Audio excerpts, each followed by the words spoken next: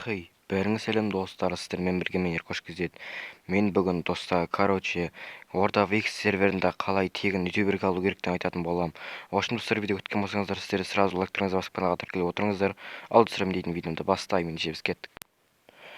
Ошым достар, дейтін сіздерге сразу айтып кетейін. Сіздер дейтін осы серверге кірген кезде сіздер сразу осы серверде обзор түсірулеріңіз керек, және осы серверде обзор түсіресіздер, және достар сіздердің YouTube каналдарыңызда 50 подписчик болу керек, яғни 50 подписчиктен жоғары болу керек, достар. Максималды 50 подписчик болу керек достар сіздердің каналдарыңызда.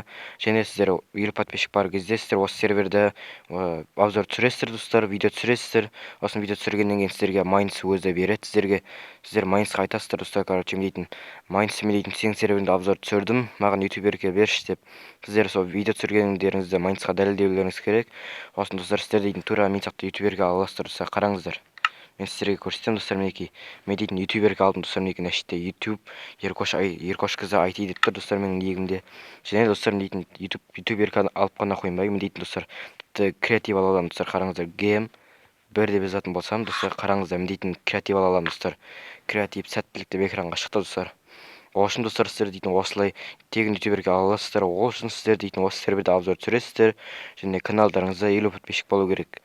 Ошын достар, дейтін сіздерге осы серверде қалай тегін ютуберге алу керектігін үйреттім, және креативте қалай алу керектігін үйреттім. В общем, жаңа айтқандарымдай істеңіздер сіздер де. В общем, достар, видео аяқталды. Сіздермен болған мен Еркош кезет. Келесі кездескенше сау болыңыздар.